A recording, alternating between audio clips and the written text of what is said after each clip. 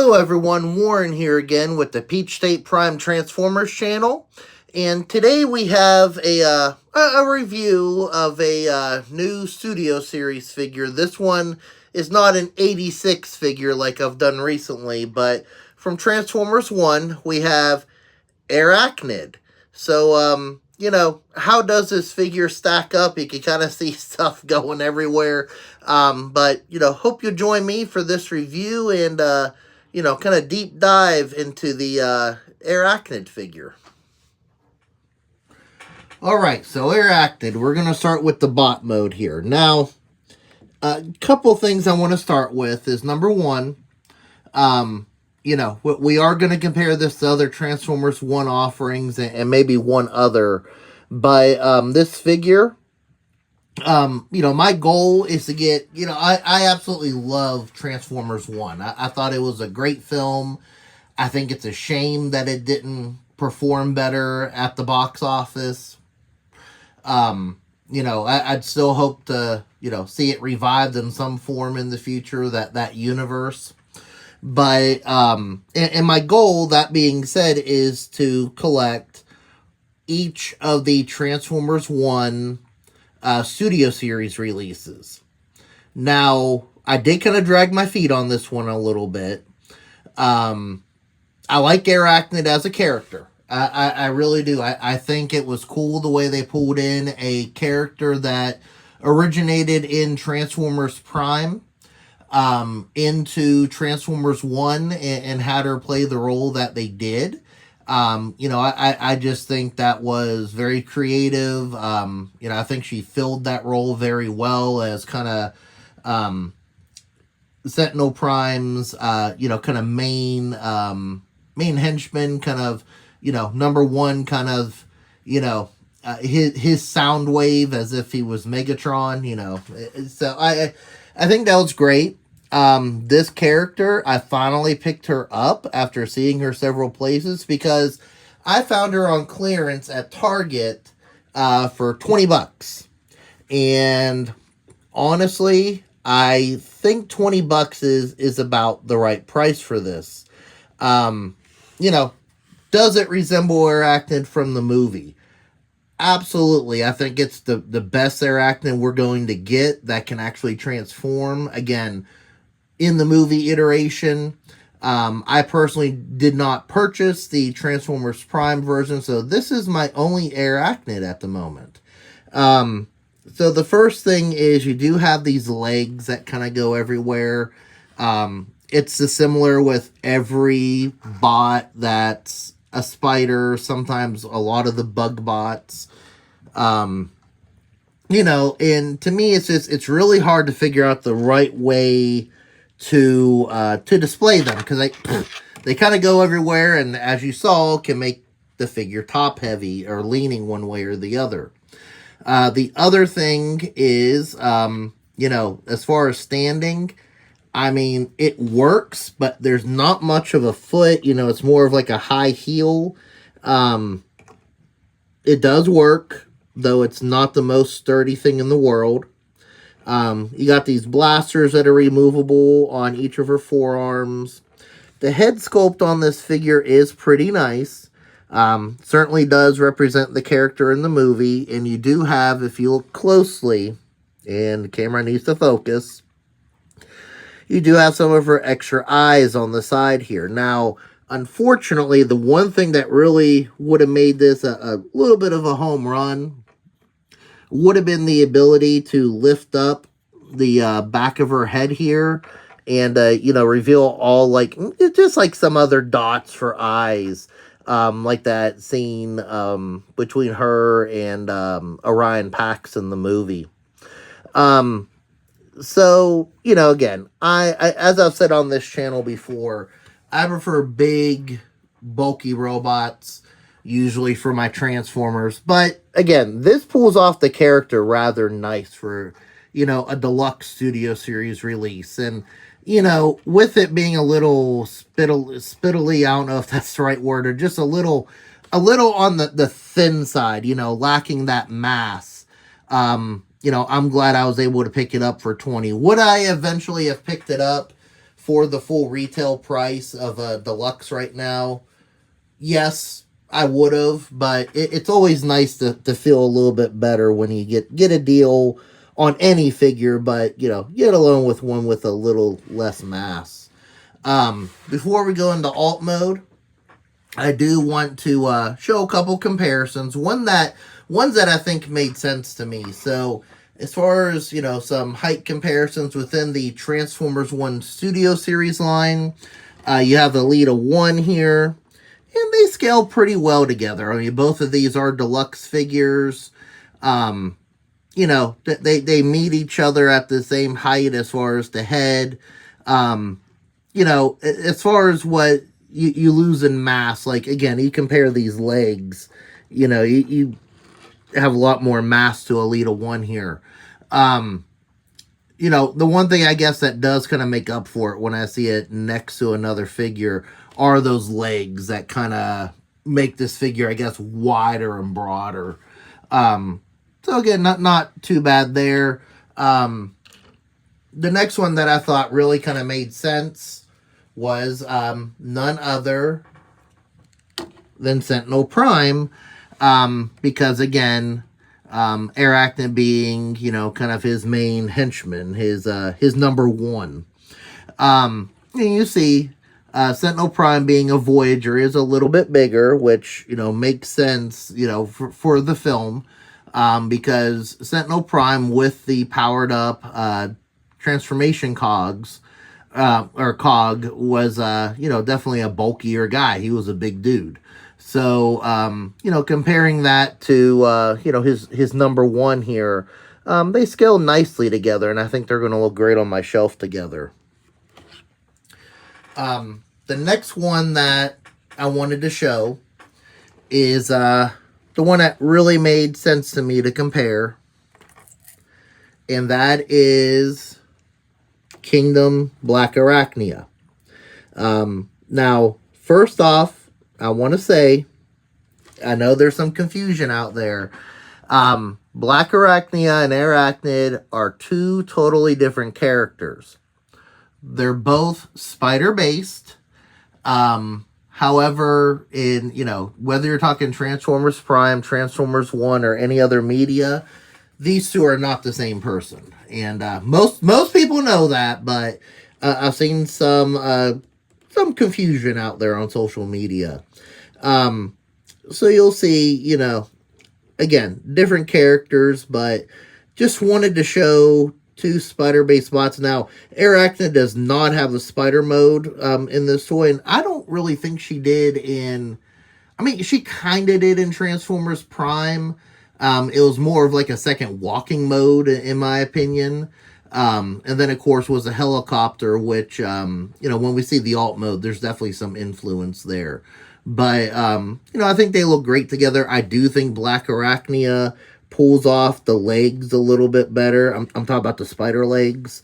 You know, whereas these, you're really limited how you can pose them on Airachnid here.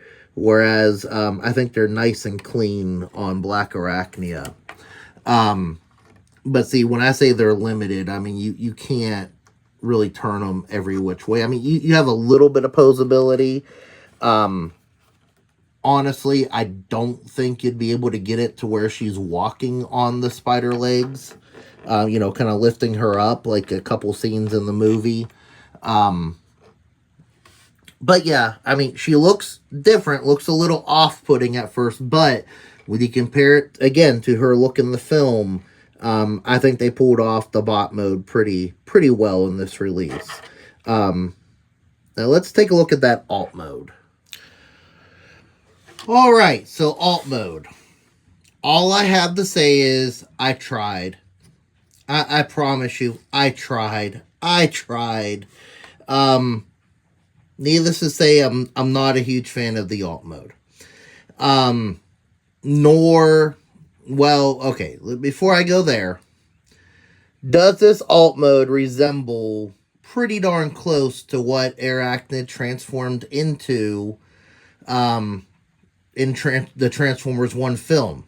Yes. Do I applaud Hasbro for going this far with it? Yes, I do.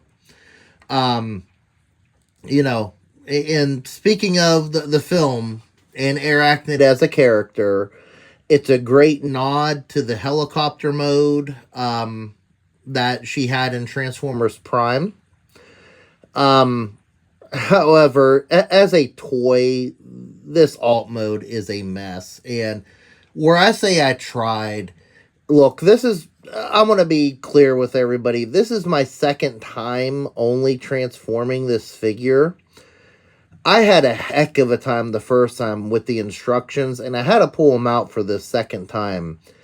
And it is just, first off, the instructions, I mean, not that any modern Transformers instructions are great, but these are very hard to follow, because all the little pieces and stuff, and, you know, where it needs to go, and it's very unforgiving. You know, sometimes with the Transformer, you can, you know, kind of get away with something looking a little imperfect or maybe pushed out a little bit.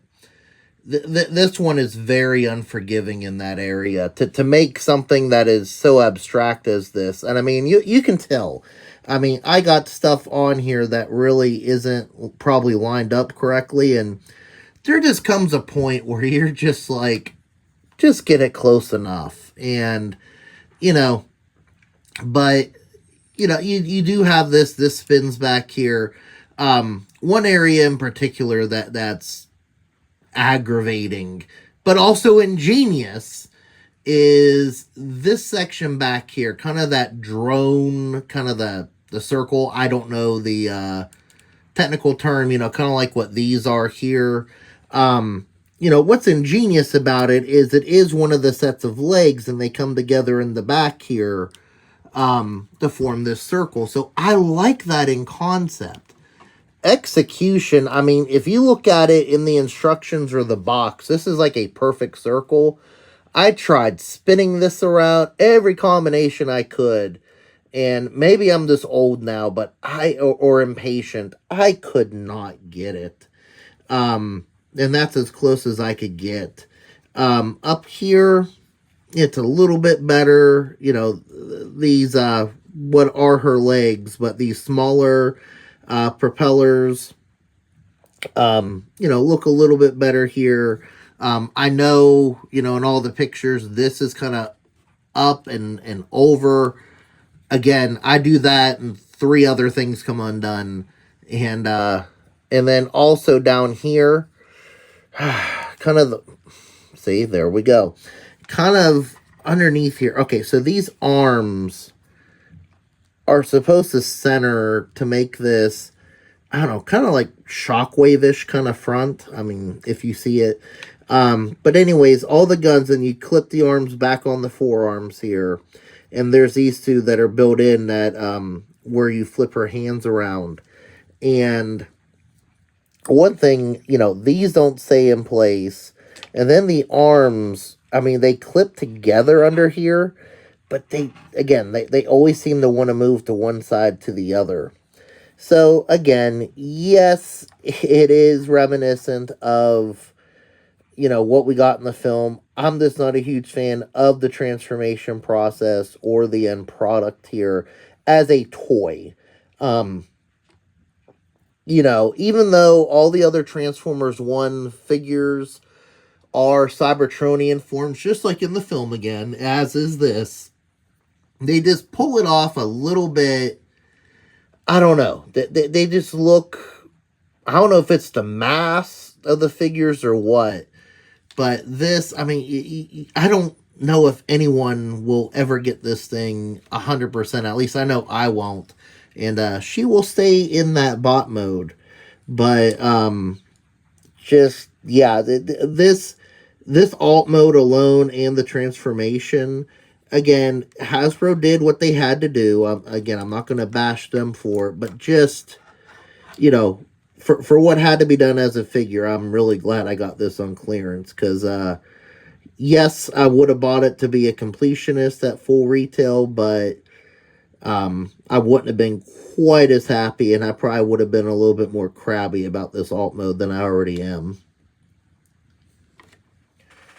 Alright, so, we got Arachnid back in the bot mode here, and like I said, I just, you also, and I didn't mention this earlier, but these spider legs, I guess you want to call them, they do have a habit of popping off. These shin panels have a habit of popping off when you're transforming it, so like I said, it's just not a fun experience transforming this figure, but outside of that, it looks great on a shelf. It goes very well with your other Transformers 1 figures.